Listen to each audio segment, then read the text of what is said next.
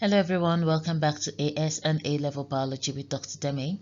I'm Dr. Demi, and in this video I am going to show you the solutions to October-November 2019 Paper 5 Version 3. This paper is one of your key papers if you're writing the exam, the full exam. Even if you're writing just at A level, it's very important. If you're writing at AS level, then you will only be writing papers 1, 2, and 3. But if you're writing at A level, you'll definitely be writing 4 and 5 as well. Paper 5 is a planning and analysis paper. So it's a paper that doesn't require you to do any lab work, but requires you to think as though you are doing lab work. So you are going to be planning an experiment in this paper and analyzing data without actually doing an experiment. And I know for many students that sounds a little bit daunting, but once we get into it, you'll see how easy it is.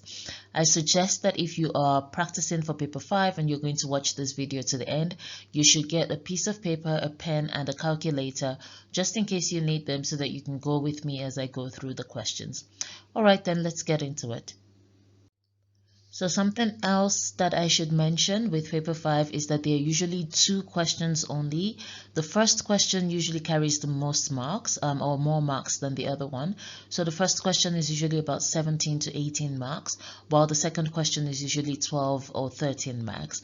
The second question is usually a bit easier, but I believe that the first question is one that you can easily get a lot of marks in, and you can get as close to 100% as possible. So let's have a look at this one and see what we are dealing with here. It says a group of students investigated the growth of different varieties of yeast. The students learned that the rate of respiration in a yeast culture is proportional to the biomass of the culture. So I'm just going to use my red pen here to underline some of the key points that I want you to pay attention to. So the students are investigating the growth of different varieties of yeast. So different varieties, so different species of yeast, if you want to think of it that way. Then they learned that the rate of respiration is proportional to the biomass of the culture. When we speak of biomass, we're basically talking about the amount of yeast cells that generate. So just to give you a little bit of background here, and always remember when you're doing this kind of paper, always think of the background knowledge that you have, because that might help you understand it a little bit better. And for some of the videos that I'll do, I think I'll do some extra stuff that's out of the curriculum, just so you get an understanding of what these things look like. When we put yeast, for example, in a sugar culture, what's going to happen to that yeast is that it will start to divide. Yeast divides, or yeast cells grow by a process called budding. So I'm just going to write it here. They grow by a process called budding, which basically refers to them splitting into 2 sort of. So in this case, when the yeast cells are budding, it means that they're increasing in number, and as they increase in number, they will increase. That increase in number is equivalent to what we call the biomass over here. So when it says that the rate of respiration in the yeast culture is proportional to the biomass of the culture, it is basically saying the rate of respiration is proportional to the growth of the yeast cells in the culture. Okay, and then goes on to say respiration rate can be used as a measure of the growth of a yeast culture. Respiration rates can be measured using the redox indicator TTC. Redox stands for reduction oxidation reactions. So if you don't take chemistry, just bear that in mind. Reduction is the addition of hydrogen, and oxidation is the removal of hydrogen. Okay, so during respiration, hydrogen ions are removed from glucose to reduce hydrogen carriers such as NAD and FAD.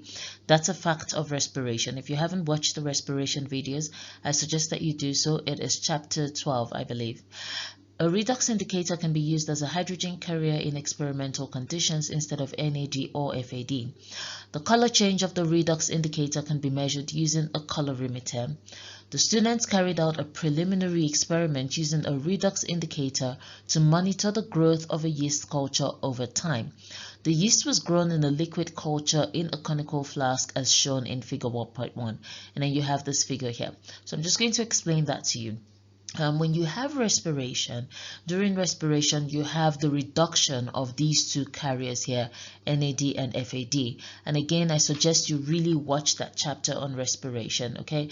The thing with paper 5 is that you require your understanding of your A-level content, the theory, in order to be able to answer some of these questions. Then they say that in this case, where we're using yeast cells, we can use a redox indicator. So we're saying that there is no NAD or FAD in the mix. So we're going to put our yeast cells in a flask, add our nutrients to it, cause the yeast cells to respire, and instead of trying to measure the reduction of NAD and FAD, because they are not present, we are going to use a redox indicator instead. And what that redox indicator will do is that it will change color as the respiration process is happening. So here are the things that I would like for us to bear in mind here. Respiration is happening. I'm just going to write it as resp so that we don't waste too much time. Respiration is happening, and that means that growth of the yeast is happening. Okay, and we know that if growth of the yeast is happening, then it means that more glucose is being used. All right, so glucose is being used because the yeast is respiring, and that means more hydrogen ions are being removed. So I'm just going to write it as more hydrogen ions are being removed. And as more hydrogen ions are removed, I'm just going to leave it that way, they are going to be working with the redox indicator. Okay, and as they work with the redox indicator, they are going to lead to a color change. So I'm just going to write that as change in color. So if I was doing this paper as a student, these are the notes that I would take down before I move on, so that I just have an understanding. So I hope again that you have your pen and your paper and you have taken these notes down just so that you can follow as we go along. Okay, then they go on to say different masses of yeast were added to a fixed volume of distilled water to give different concentrations of yeast in suspension. Each yeast suspension was added to a separate flask of nutrient solution containing glucose. A redox indicator was added to each flask, and the flasks were incubated at a constant temperature for a fixed period of time. The color of each suspension was monitored over the incubation period using a colorimeter, and they tell you what a colorimeter does, but I was going to tell you as well. A colorimeter is basically an instrument that you use to measure the absorbance of color or the absorbance of light, and the absorbance of light is affected by the color of the solution. So if a solution is colorless, the absorbance will be 0. What that means is that when you shine light through that solution, the light is just going to pass through the solution. The solution would not absorb it because it has no color at all. If you shine light through a black solution, all of that light will be absorbed. Okay, because black absorbs light. If you shine light through different colors of solutions, you get different absorbance values. So just putting that in mind. So they do tell us here that a colorimeter passes a beam of light through a colored filter into a solution and measures the light absorbance of that solution. A standard solution is used to set the colorimeter scale to 0 before taking any measurements. And of course, the importance of that is you want it to be at 0 before you measure your experimental solution so that you don't get a compound result, if that makes sense. If, for example, your scale is not at 0, so let's say your scale is at 1.0 and the solution you're measuring has an absorbance of 0.7, what you will be getting instead of 0.7 would be 1.7 because those two will be added together. So just giving you some background into that. Now let's look at the first question where it gets exciting. It says state the independent variable and dependent variable of this investigation. So over here they have sort of outlined what the students have done in their experiment. The independent variable in an experiment is the variable that is not affected by the experiment. So it is not a variable that changes in response to the experiment.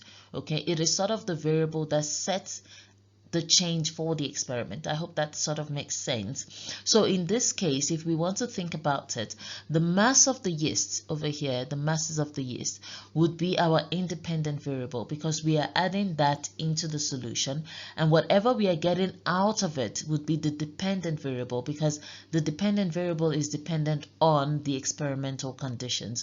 So in this case, the independent variable will be masses of yeast. I'm not going to write everything. I don't want us to waste too much time. And the dependent variable here would be what are we measuring? Okay, what do we measure in this case? And in that case, we are measuring the absorbance of the solution. So remember they said here, the color of each suspension was monitored over the incubation period. And they tell us what a colorimeter does. And so in this case, it would then be the absorbance. So the mass over here is independent because it's not dependent on the experiment for it to happen. It's something that you put in yourself, and then the dependent variable is dependent on the experiment and yields its own result. Then they go on to ask us, identify 2 variables that the students have standardized in their investigation. In this case, if you look through what we read on the previous slide, you will see that they said that the students had fixed temperature, a fixed volume of water, even fixed time. Those are the variables. When they say standardized, they are talking about the variables that were not changed throughout the experiment. The mass of the yeast is not a standardized variable because it did say in the question that different masses of yeasts were used. So in this case, you're looking for what was kept constant, and that would be because I still remember, and again, this is why I say it's important for you to take notes as we go along so that you remember these things. I remember temperature was kept constant. I remember that the volume of distilled water was kept constant. Okay, so volume of water. And I also remember that, what else was kept constant? The time. Okay, so it did say that they were kept for a fixed period of time and then monitored for color changes over that fixed period of time. So you only need to mention 2 of these. Always remember, they did say here in bold that you should only identify 2. So any of these 2 would give you 2 marks. Again, something I often say to students, don't be tempted to fill up the space that has been provided if you can just say what you want to say in one line, all right? Because usually I would have students who would write a whole lot of stories over here, and then they draw an arrow that goes down, and then they continue writing for something that could easily be 2 sentences. So just keep it at 2 sentences and keep it moving. Then here it says again, suggest a suitable control for this experiment. So again, recall what our experiment is. Our experiment is that we have a flask, and in that flask we have a nutrient solution, and then we add yeast cells to that nutrient solution, and we also add TTC. So I'm just going to draw TTC as like a black thing. We add TTC, which is our redox indicator, and what we're doing is that we're measuring how the yeast is using the glucose in the nutrient solution to result in a color change that is then being given off by TTC. So we are measuring the rate of respiration to determine the growth of yeast. If we don't want to have that, so a control experiment is basically an experiment whereby something is missing, and it has to be something crucial. Something is missing that is not measuring, that is not giving us the result that we want. So it's giving us a blank slate. In this case, let's go through it. If we have glucose, nutrient solution, and yeast, the respiration process will still continue whether or not TTC is there. TTC is simply giving us an indication of whether or not this experiment is happening. But even if we don't add TTC, that doesn't mean that the experiment is not going on or the process of respiration is not happening. So you can't say that TTC is something you would remove from this experiment. What you can remove is that you can use a flask and then just use maybe dead yeast cells. Okay, so you use dead yeast cells instead of live ones, and what that would cause is that when you put those yeast cells in here, there would be no respiration happening because the cells are dead, and that would then give you a control, which is like a benchmark or like a scale, basically a 0 scale, to say this is what would happen if there was no respiration happening. The reason why you can't exclude TTC from this is because you still need to see, even if there is no yeast in the cell, how would TTC act? Would it still result in a change in color, or would the solution remain colorless? I hope that makes sense. If it doesn't, just ask a question in the comments. Then it says samples were taken from the flask at intervals and the absorbance was measured in the colorimeter. As the yeast respires, the redox indicator TTC changes from colorless to pink. Sketch a graph on figure 1.2 to show the expected change in absorbance over time during the incubation of yeast. Label the axis. Please note that this is highly important. If you do not label the axis, you don't get full marks. Now this is just 2 marks, but I'm assuming that for each label of the axis, if you label the 2 axes, that would be 1 mark, and if you get the graph right, that would be another mark. Now in this case, because you are measuring with time, so it says sketch a graph on figure 1.2 to show the expected change in absorbance over time. Okay, time here would be on your x-axis and absorbance here would be on your y-axis. And what's going to happen is with time, as the yeast continues to respire, the absorbance will continue to increase like that. Okay, so remember you're starting with a colorless solution, which means that if you shine light through it, the light is simply going to pass through. There'll be no absorbance, and as time goes on, the color starts to change and the absorbance of the solution will start to increase. So that is the answer. And so label your axis. All right, if possible, you can put units. If there are no units for you to put in, you don't need to, but make sure you label your axis. And if you get the graph correctly, then that would give you 2 marks, right? So these would then be 2 full marks. Then it goes on, and this is the question that I believe many students hate because they find it difficult. But I always say this question is very easy depending on what your mindset is. It says here, 3 different varieties of yeast commonly used in food manufacture are compressed yeast, active dry yeast, and instant yeast.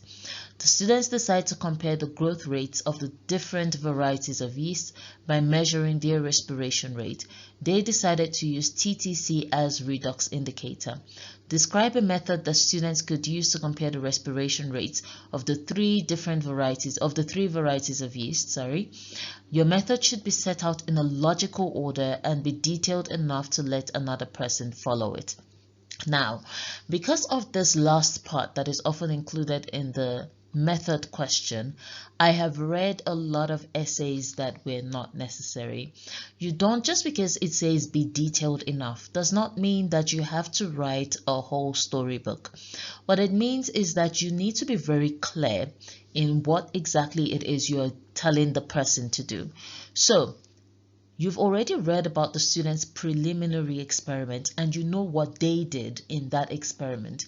And what this is simply telling you is that look at that experiment and then use it to design your own experiment, which would be clear enough for someone else to take into the lab. So if you write it on a piece of paper, they can go into the lab and they can work on it. All right. So how then would we approach this? We are measuring the respiration rates of 3 different varieties of yeast.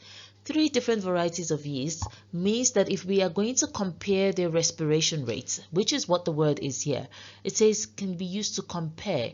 So it's not just about measuring only, we are comparing the different respiration rates. If you're going to compare something, they have to be equal. So for example, you cannot compare the ability of a person who is 6'5" and the ability of someone who is 5 feet tall on the basketball court.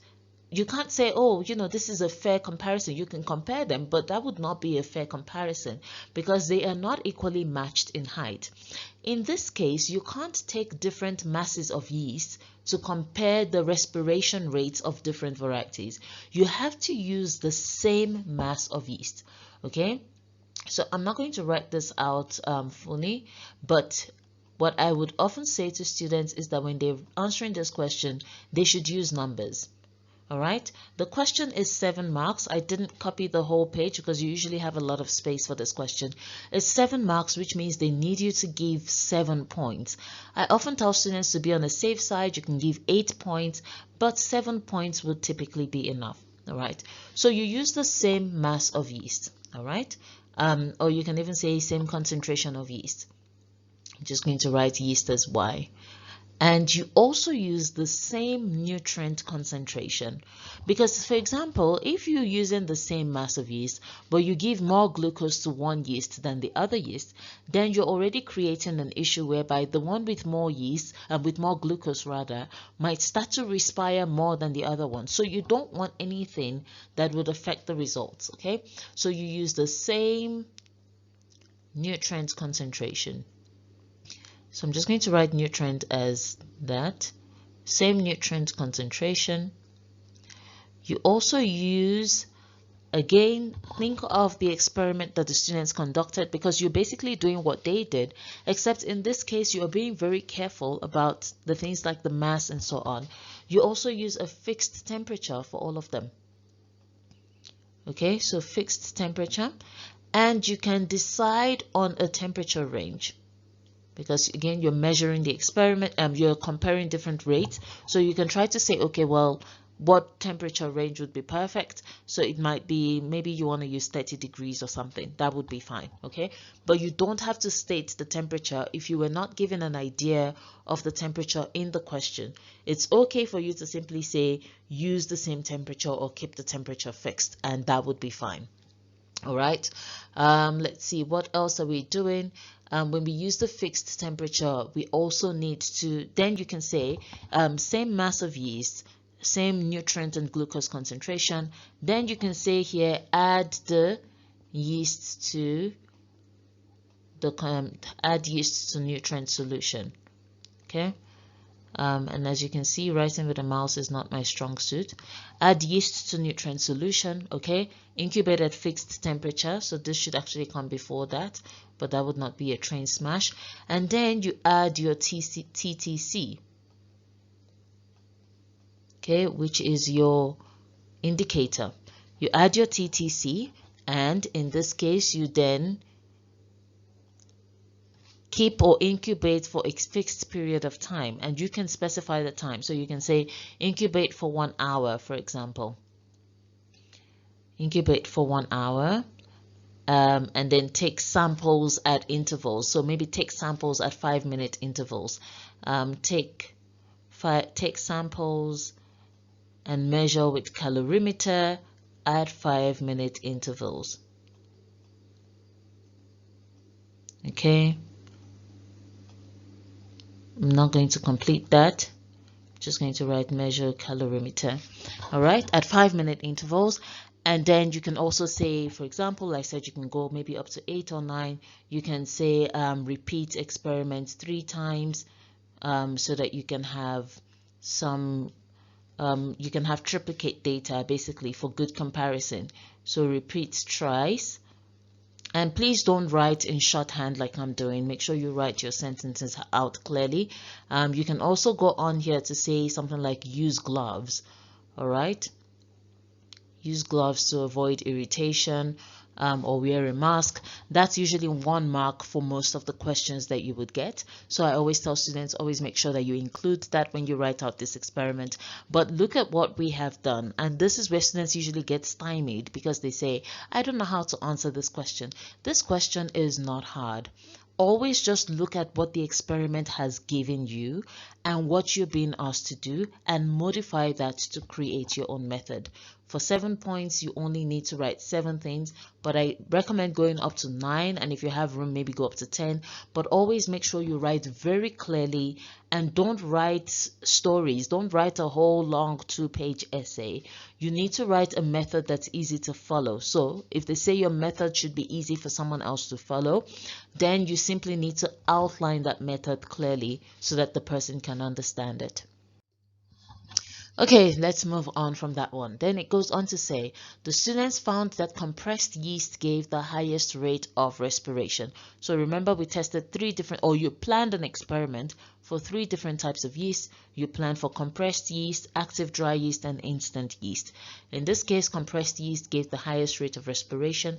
Then it says the students then carried out 2 further experiments to find the best conditions for growth of the compressed yeast. In both experiments, absorbance was measured in arbitrary units, which basically means that you don't have any specific units per se. And then it goes on to say that the higher the absorbance, the greater the respiration rate, which we already know. Respiration is proportional to the growth rate of the yeast. Again, this is something that we have already noted.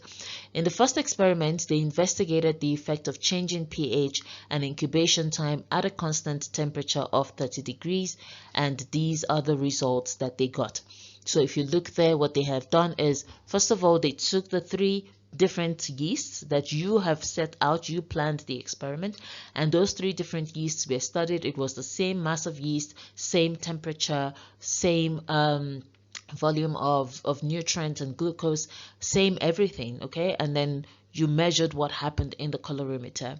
What they then found is that compressed yeast is way better than the other 2, or it's the best one in terms of the rate of respiration. So now they've taken compressed yeast and they are investigating what happens to compressed yeast if we change the pH of the solution or if we change the incubation time.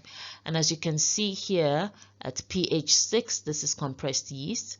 pH 6 are those X's over there. Okay, these are not really clear, but you can see this is pH 7.5, that one there, and this is the graph I believe that it got, and then you also have pH 9, but you can see that this graph is not very clear based on the markers that have been used. That might be an indication that you're not required to really use data from the graph. Usually the graphs are always very clear, so please don't panic. Okay, then it goes on to say, in the second experiment, the students investigated the effect of changing pH and temperature at a constant incubation time of 4 hours. And then they say the results of the second experiment are shown here in this table. And what you can see on the table is that they investigated different temperatures. So there, 22, 30, 40, and 50. And they investigated different pH values as well. So at pH 6, this is usually, by the way, there's a method in experiments, we call it the overt method, which is called one variable at a time. So you would keep the pH fixed, for example, and you change things like temperature, and then you keep temperature fixed and you change things like pH. But in this case, that doesn't matter. I'm just giving you that as extra information that you might need sometime in future. But here, so at pH of 22 degrees, we can, a temperature of 22 degrees rather, at a pH of 6, we can see what the absorbance value is, and we can see the standard error. All right, and this is what the next question is then asking us about. I just want to point out to you that if you are doing a paper and you see this standard error here that is being indicated, sometimes it is written as plus minus 2 or plus minus 0.6 as shown in this one. It is also the standard deviation. All right, so when the question says state what the standard error shows, it is showing you how close this value is to the mean. All right, so it's showing you how close the measured value is to the mean, or the deviation from the mean of the measured value. All right, this is the measured value, and this would then be the deviation of that value from the mean. All right, so if you haven't checked out like things like the t-test and the Pearson's correlation test, I suggest that you do so, because those will help you understand standard deviation a lot better. So that's the answer to this one, how close the values are to the mean, or the deviation of the measured values from the mean. The question then goes on to say the graph in figure 1.3 shows the 95% confidence intervals for the data. And it says 95% confidence interval is plus or minus 2 times the standard deviation. State what this indicates about the data. So 95% confidence intervals, you can actually look at the graphs that you have here. So if you remember with this graph, I had said that, well, you shouldn't worry too much, because what you're using it for is not really about looking out for what data point is which. But what you can see here when you're talking about the 95% confidence intervals is looking at the error bars. So the error bars are, for example, when you have a data point, and then on that data point you would see that there's a bar that looks like that. And if you take statistics for CIE, then I'm sure this is not news to you. But what the 95 confidence interval rate shows here is that you can say that it it is reliable data because the confidence intervals do not overlap, which means that the error bars from this data point over here, I'm just going to use my red pen again, the error bars from this data point over here do not overlap with that one, do not overlap with that one. All right, so you can sort of tell that this is reliable data. Another way that 95% confidence interval is interpreted is that you can say that there is a confidence that 95% of the range lie within, 95% of your data rather lie within this range. I hope that makes sense. If it doesn't, by all means post the question in the chat, or just check out your stats textbooks if that would help you understand it a little bit better. Then it goes on to say, after completing the 2 experiments, the students concluded that the growth rate of yeast is highest when incubated at 30 degrees and at pH 6 for 4 hours. So in this case here, you can just look out which one is pH 6 based on the markers that have been used. I'm guessing it's that one over there, and this is for 4 hours. We don't know what the temperature is here because it doesn't show temperature at all. This is the graph from the previous question, by the way. And you can see here that the absorbance value, because absorbance is what makes up the the y-axis over here, the absorbance value at pH 6 at 4 hours is the highest. That would be one way for you to show how the data supports this conclusion. Another thing is to look at the table that was given on the previous question, and you can, over here, you can now see at 30 degrees and at pH 6, the absorbance value is highest compared to all the other temperatures and also compared to all the other pH values. So that is another way that you can support that data. So the 2 ways that the data supports the conclusion is through the graph at pH 6, the absorbance is the highest at 4 hours, and at pH 6, 30 degrees, the absorbance is also the highest compared to all the other pH values and all the other temperature values as well. So that's question number 1 done. This is question number 2. Again, remember that with paper 5, you have 2 questions, 30 marks. You also have just 75 minutes to get through it. But that's no reason to rush. I often say that just take your time. If you find question 1 is a bit too difficult, or maybe you're struggling through it, start with question 2 because it's usually the easier one, and then you go back to question 1 and take your time.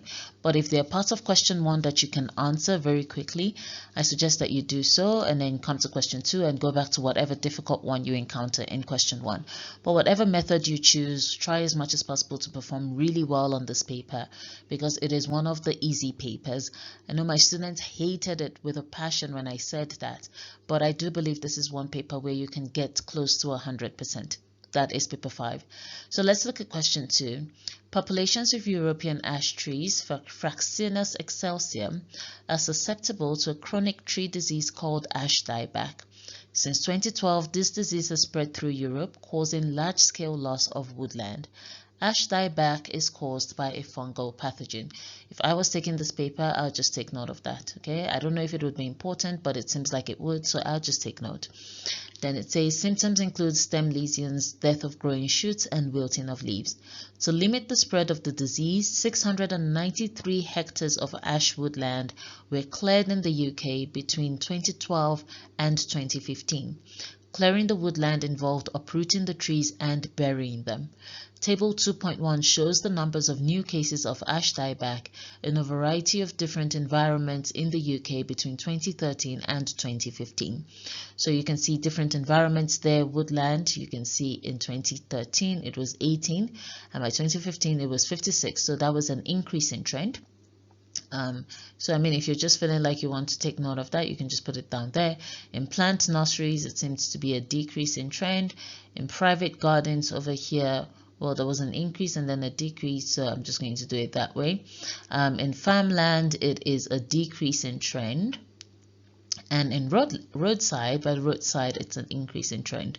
I don't know if any of that will be important, but again, just showing you or modeling for you how you should use your pencil during the exams to take note of things that might come in handy, so that when you have to scan back through the paper, you're not scanning through the entire page yet again, but you're able to see where you have already marked the paper for anything that might be important information. Then it goes on to ask us, calculate the percentage change in the number of new cases of ash dieback in plant nurseries between 2013 and 2015. So we are not looking at the entire data, we are just looking over here, plant nurseries. So we can see already that it's a decreasing trend. And in this case, if you want to calculate that, it's going to be initial. So I'm just going to write that a bit more clearly. I'll use a black pen this time. So we can just say it's initial minus final divided by, or rather final minus initial divided by initial. Sorry, it's making so final minus initial, I'm just going to write it like that, divided by initial. If you're calculating the percentage change, you must multiply by 100. Please don't forget to do this. I have seen students who forgot to multiply by 100 and then they write the values here, but it is not the percentage value, so they don't get any answers.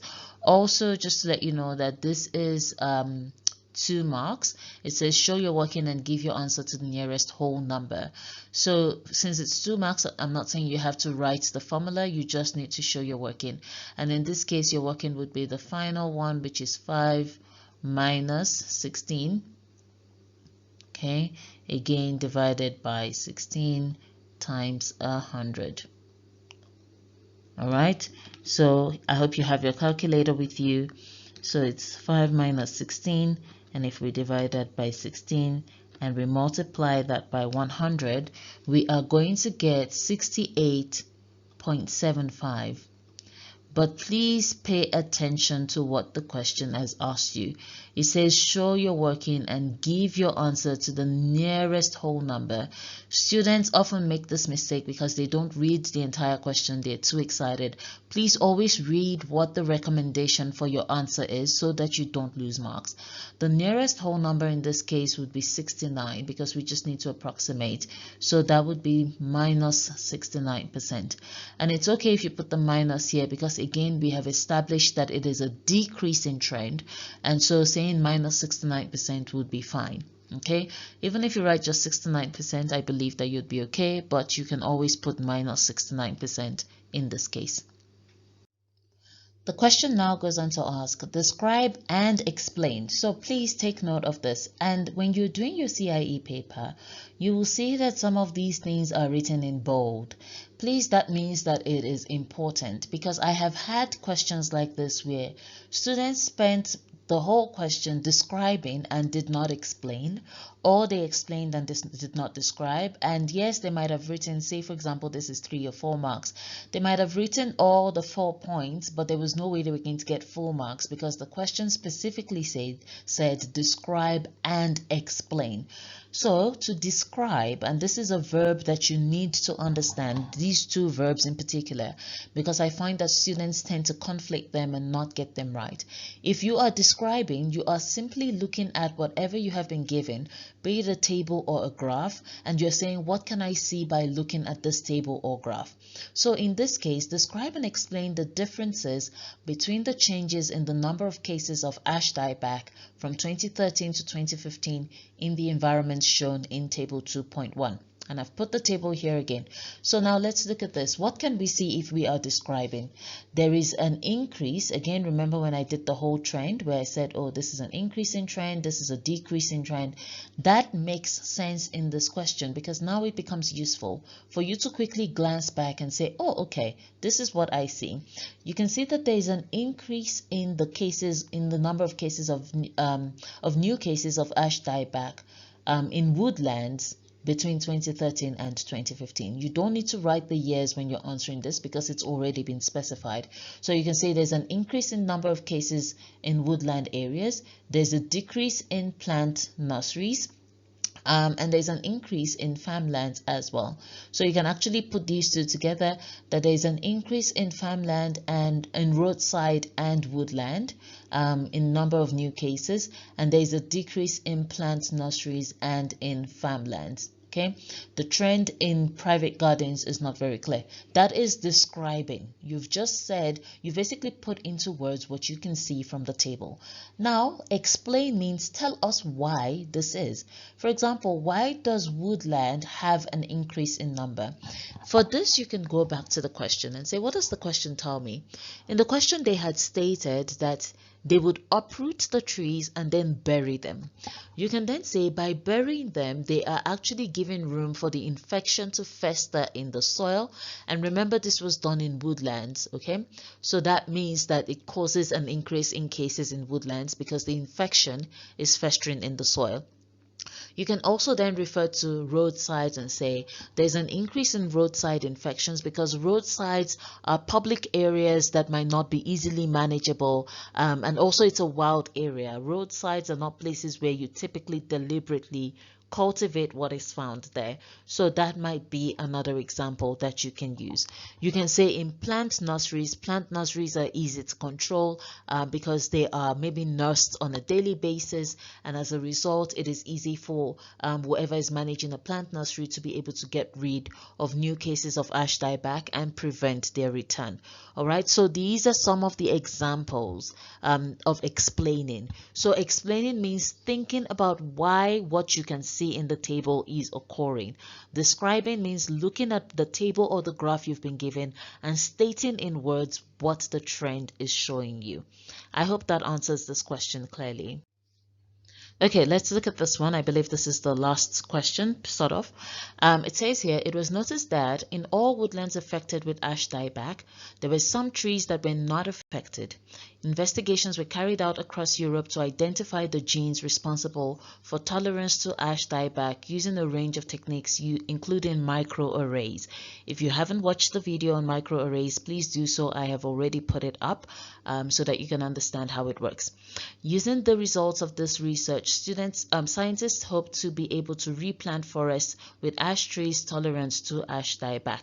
And they say what microarrays are used for. They're used to detect the expression of thousands of genes at the same time. A slide is printed with thousands of spots in defined positions. Each spot contains single-stranded DNA of known sequence, which acts as a probe to detect gene expression. I'm not going to go over microarrays. Again, I recommend you watch the videos if you don't understand this part. mRNA samples are collected from healthy ash trees and from ash trees showing symptoms of ash dieback. So you're basically comparing these two kinds of trees. Each sample of mRNA is converted to complementary DNA and fluorescently labeled. Different color fluorescent dyes are used for the samples taken from the healthy and diseased trees. The two samples are added to the slide and allowed to hybridize onto the DNA on the microarray slide. The microarray is then scanned to measure the expression of each gene. Again, this is simply how microarrays work. So if you, for example, ever get a question in your paper 4 saying, outline how microarrays work, here it is, okay? This is all you need to write. So here the question then shows us what the microarray slide looks like. And then the question says, explain how the cDNA samples, cDNA in samples from the ash trees hybridizes onto the microarray slide. cDNA is a single-stranded DNA, and the probe on the microarray slides are single-stranded DNA. So the only way they would be able to hybridize is by complementary base pairing. So you basically say that the cDNA would hybridize or would bind to complementary strands of probes on the microarray slide, and that should give you your answer. Then here it says, suggest how the level of each gene expression is determined. You determine the level of gene expression by the intensity of fluorescence, because remember in microarrays, you label your cDNA with fluorescent dye or with some sort of fluorescent tag. And so that intensity of fluorescence will tell you whether or not a gene is being strongly expressed or whether or not it is not strongly expressed. Okay, then the question goes on and it says, in the study, trees showing varying degrees of damage caused by ash dieback were assessed and samples were taken. The trees used in the study were at 4 locations across Europe, and here you can see location 1 had 2,200 ash trees, location 2 600, location 3 379, location 4 was the entire woodland in a small European country, and then you had healthy ash trees growing next to the heavily diseased trees in location 4 were identified and they were sampled. And it says here, why was it important that samples from healthy trees were taken from trees growing next to heavily diseased trees? This is important because you are trying to see if the healthy trees growing next to heavily diseased trees have some kind of tolerance to the disease. So you're trying to check them to see if they have some kind of tolerance, and so this would be maybe for comparison's sake, or to check for tolerance to the disease and what may be causing that tolerance. Then it says, describe how the study ensured that a diverse range of ash trees were selected for sampling. Again, the answer is already in the question in this case, because you used different locations, you used different tree ages, because you can see here some of the trees were different in age. You can also say that they were different locations, and also healthy trees were included with diseased trees.